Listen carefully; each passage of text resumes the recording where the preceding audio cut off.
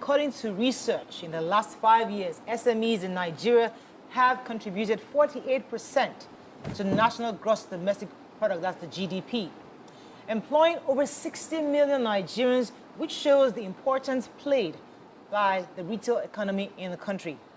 Joining us now on the studio is a member of the Tinubu Shettima team, Asuquo Ekpenyong. He will be speaking on the plan to further grow the sector, address the challenges and limitations in that sector.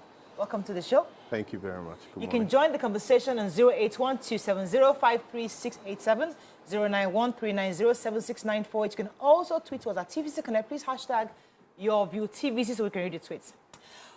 We're pleased to have you in the studio. And I was opportune to be at the event on Tuesday where your candidate and his team were discussing the various angles of our economy and what we're going to do. And I observed that one of the MDs there talked about this issue of the fluctuating of the forex. They were very worried, the fact that we're having issues concerning that fluctuation. And SMEs can't grow when they're constantly having to deal with that. What does your administration plan to do concerning that crucial issue of forex fluctuations? Thank you very much. That's a very great question. And I think for us to really deal with that, we need to take stock as to where we are and how we got here. I mean, globally, over the last 24 months, the world has experienced very serious shocks, global shocks. We had the coronavirus pandemic, first pandemic of this magnitude in over a century. We also have a war in Europe, which serves as a bridge for trade and international business, is currently at war in terms of the war between Russia and Ukraine. These shocks have greatly affected the global economy. And this has affected the Nigerian economy and, of course, our currency. But it's important to also note, and if you come home locally, the fluctuation in the currency or the fall of the naira, the weakening of the naira, I think is strangely, it's not far-fetched. It's, when you look at it, it's a negative balance of trade. Nigeria imports almost everything. And what it exports, there's little processing that is done to it. I mean, one of our greatest exports is crude, but then we turn around and import the refined products. A way to strengthen the naira is for import substitution. The Tinubu Shettima administration will aggressively grow the small and medium enterprise to ensure that daily household goods that are consumed can be produced locally in Nigeria. It will do this by ramping up gas to power for production and manufacturing in the local industry, catapulting industrialization. Also, another issue with the currency run is also that of speculation, a run on the currency, which is usually done by a lack of investors' confidence in the markets. The Tinubu Shettima administration will ensure that it signals the global economy and the global investors to take a position that is long-term for the naira, strengthening the naira. To bring that, home, the Tinubu Shettima administration within a year will look to unify the FX markets, creating a transparent foreign exchange market that is accessible by all, and it will, over a period of time, ensure it can depreciate the foreign exchange band by strategic interventions in the markets. Okay. Yeah. So SMEs is something that we discuss, for a lot here on this table, and we've called many experts, on it. And one of the things that, we discuss often is taxation. We talk about trying to make sure that we widen our tax net. And then there's this huge informal sector, largely SMEs. And where the government says, oh, we don't get enough tax from them, they can say to you, locally, we're paying taxes to different, local governments, different fines here and there.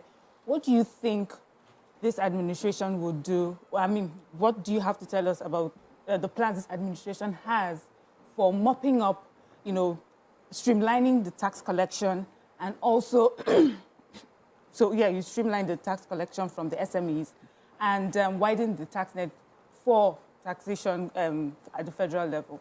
Okay, thank you very much. I think we're here in the home of, I would call it efficient taxation. That's Lagos State. Almost all subnational governments come home to Lagos for peer learning when it comes to tax administration. And that is because when Asuquo Tinubu was governor of Lagos State, he improved the tax collection, creating efficiencies in collection without necessarily spreading or increasing the tax per person. What they focused on was increasing efficiencies in collection, ensuring that the deployment of technology and innovation for collection, ensuring that those who should pay tax and the right tax, but not overburdening single entities with overtaxation. That is what a Tinubu-led administration will be looking to do nationwide. Expand the tax net, but reduce the tax burden on specific individuals, thereby increasing revenue to the coffers of the treasury. Let's talk. I want to still stay with SMEs.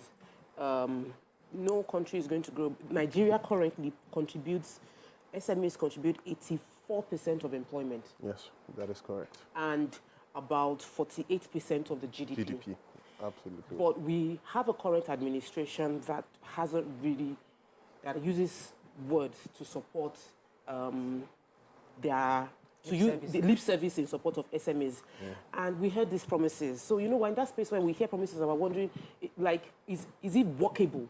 What you're doing for SMEs to increase profitability for them so that they will continue to increase their employment Scale rates? up, yeah. Yes. Okay. What, in practical terms, how can you do it? Okay. Because you just said some things now, and I'm wondering, with the accounts that we're saying, this government account that is already in deficit, how would the new administration suddenly be able to make these things happen? Okay, so I think your question is in two parts, but let me deal with the first part, which has to do with how do we strengthen the SMEs to scale. I think the primary challenge of the small and medium enterprise is access to adequately priced capital. Without money, you can't even start up. Without capital, you can't grow, you can't scale. And what a Tinubu-led administration will immediately seek to do would be to partner with the financial institutions in the country, the relevant regulatory agencies, to ensure that adequately priced capital is readily available for deserving SMEs. Everything is about the process. Life or business is about process, including regulation and ensuring that who gets what when is very important. A Tinubu-led administration will ensure that that capital is available for deserving SMEs to start up.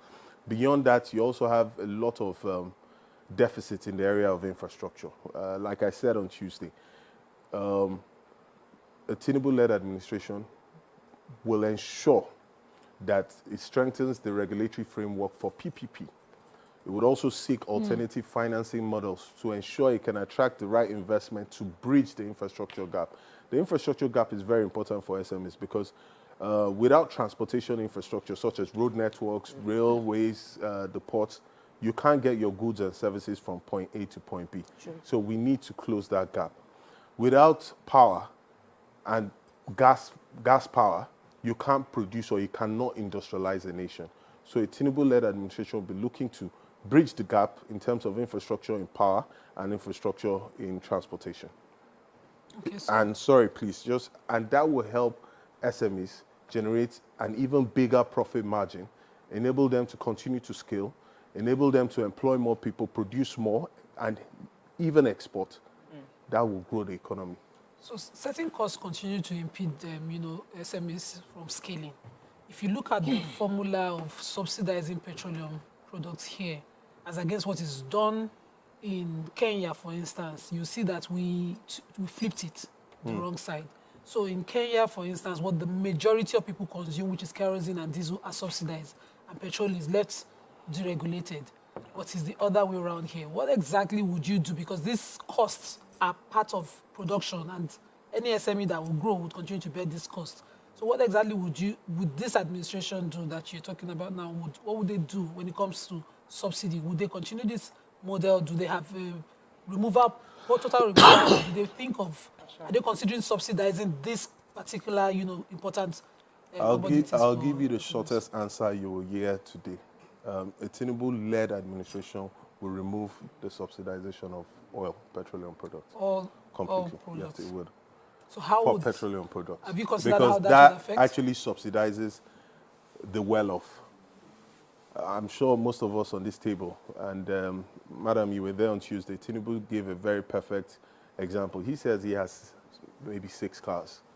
The subsidy affects him more in terms of the benefits as opposed to the average Joe on the streets who actually are supposed to be subsidized. So a petroleum subsidy doesn't really, the numbers are there, the data is there, it doesn't really leave the least well-off people better off. And so it's important that it's removed. There is no ifs or buts about that. It's, the administration is dedicated to the removal. I want particular consideration on SMEs. We And talked about how they're contributing 48%. We can get it to 90, we can get it to 80 if we do something deliberate about it. What exactly would you that do? is why I spoke about infrastructure. So we're looking to move to gas-powered electricity, ramping up electricity transmission. The problem with the power sector, there's an installed generating capacity of about 13,000 megawatts, but the transmission capabilities is 5,000 megawatts. Tinubu, Shettima administration will focus on investing aggressively in transmission capabilities to evacuate that excess 8,000 megawatts that is not transmitted.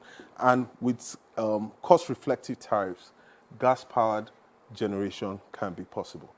And that will drive down the production cost for SMEs. When you also invest in infrastructure, you reduce the overheads of moving goods and services from point A to point B. So that is the way we can tackle and strengthen the SME sector to grow. Still discussing with Asuquo Ekpenyong from the Tinubu Shettima campaign team. My question is more about getting people to do the right thing. It's one thing to have the nice policy and have the right intentions, like government. We've seen during Jonathan's period where he created UWIN, and UWIN was able to give young entrepreneurs money to start up. They found that they'll collect the money, but they didn't go to do, they used it for personal means. Some they used the money to travel, to jackpot, to buy stuff for them personal. They didn't use it. And then we saw in the Buhari administration, there is the Anchors Borrowers, where they gave farmers money to expand their businesses, hoping that they'll buy from them and give it to Nigerian contractors. Many of those farmers didn't pay back.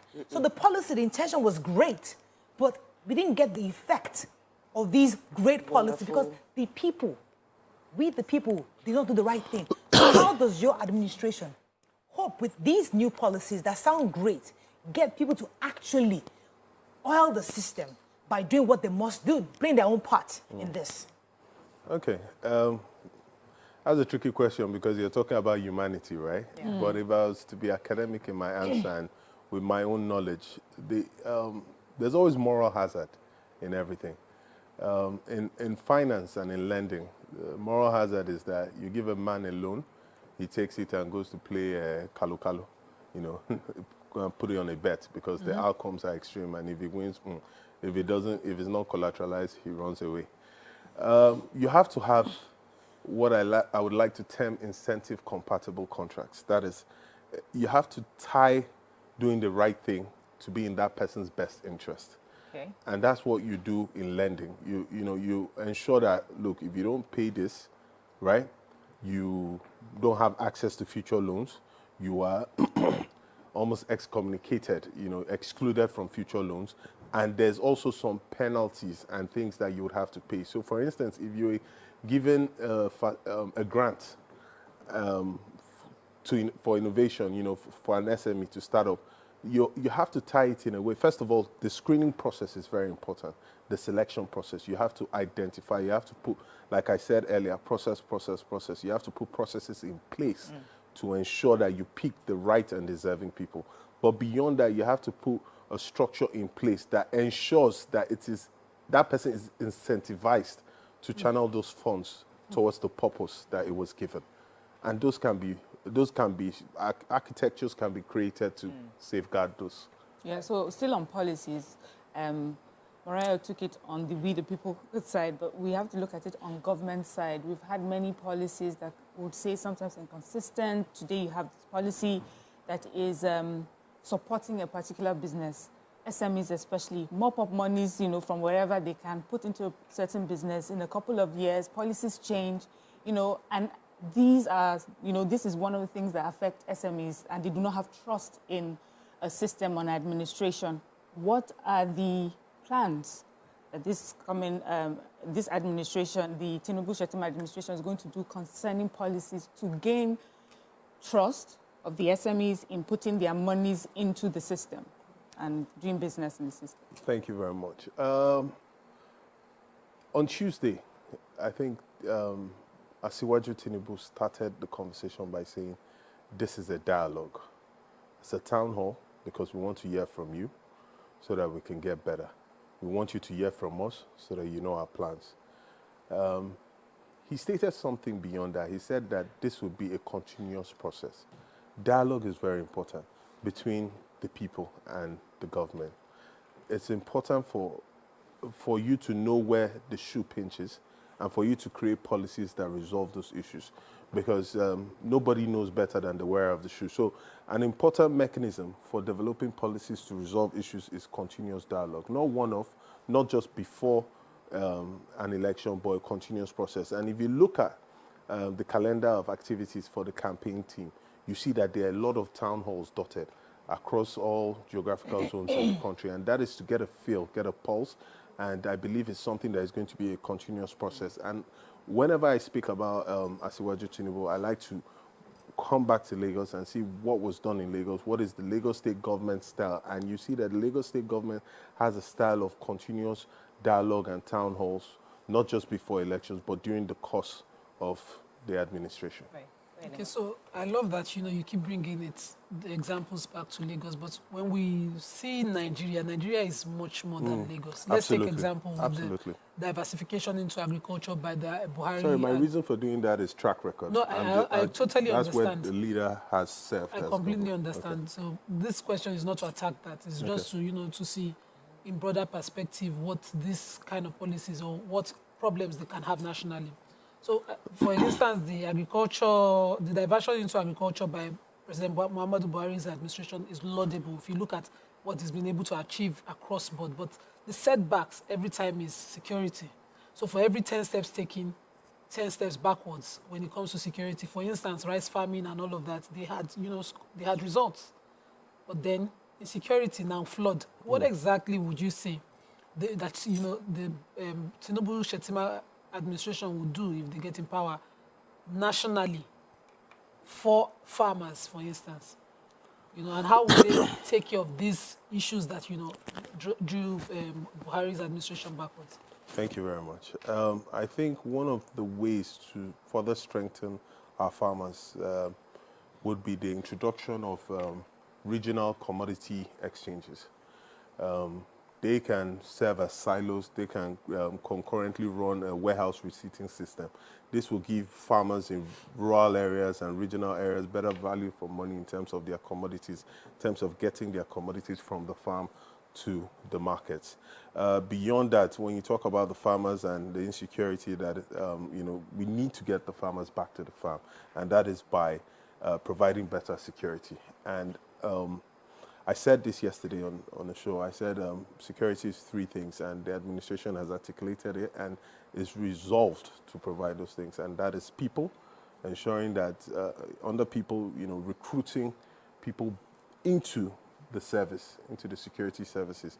The second issue is on equipment. And on that, the administration is resolved to provide the best equipment, from tactical gear to aerial surveillance, to ground surveillance, to monitor, track insurgents and the agents of insecurity. But beyond that, skills acquisition for our military personnel to be able to engage and resolve issues of insecurity. Okay. So I wanted to go into, this is a women, well, a women's show, and it would just not... Very outnumbered. Yes. It would just not be right for us to talk about the gender aspect of this at the campaign. What is the plan concerning, what's the gender plan for the campaign going on? I think to answer that, I'm not just going to give you some policy statement. I may come back to that, but I'd like to just cast your mind back to Tuesday during the town hall. Apart from 4 women, I counted. yeah, but apart from the 2 candidates on the table on the Q&A panel, the presidential candidate and the vice presidential candidate, there were 9 other people, Yeah. 4 ladies, 5 guys. As a matter of fact, you know, you can add a 0.5 to the ladies because they were more eloquent and more graceful than all 5 of us combined. So when you look at that, that's half, that's 50% representation. But I can assure you from the policy and from, you know, the track record, Asuquo Tinubu, Shettima-led administration will ensure a minimum of 35%. But you can see they are beating that already, 50%, and I don't think there's any other candidate that is anywhere near that ballpark figure. Okay, we have to wrap up with you, but there are people out there who they're trying to understand your candidates. You know, many of them hear about his track record in Lagos and what people have said, good and the bad. You worked with him, or you're working with him. Could you, in your own personal view, tell us about him, about the vice president, your own personal view about their work ethics, the kind of people they are, just to sell your candidate to us? Okay. Where Nigeria is now, it needs a leader that has a grasp and an understanding. Doesn't claim to understand everything, but a little about everything. Someone who's a hard worker, has a very hard work ethic, is willing to work 16 hours a day. Someone that has superiority of ideas. Someone who can delegate and get things done. Someone who can execute. In the leader, Asuquo Tinubu, we have that. The track record speaks for itself. And he spots talent.